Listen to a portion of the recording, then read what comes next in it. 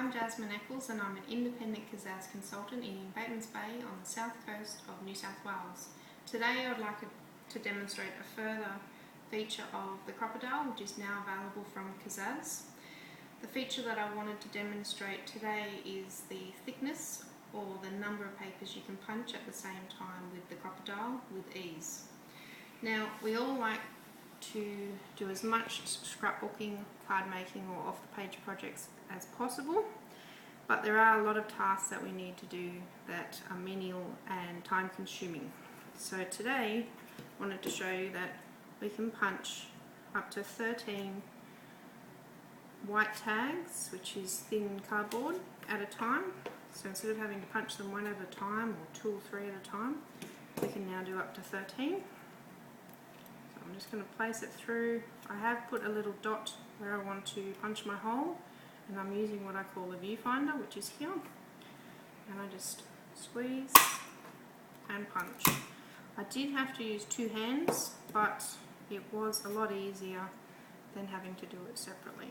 So that just goes to show that we have a vast number of gift tags that I've punched all at the same time.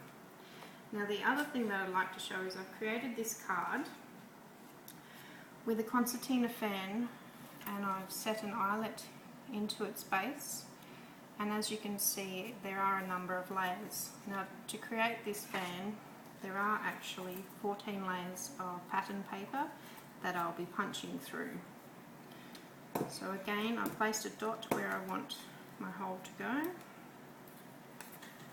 Just clear my viewfinder first. Place it in to the Crop-a-Dile, give it a squeeze. That one only needed to use one hand, and as you can see I've punched 14 holes.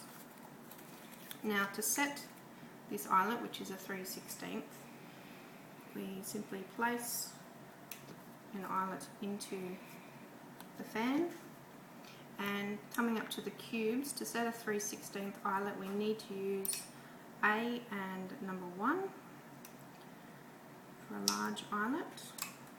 So we just pull it out and spin it around and pop it back in.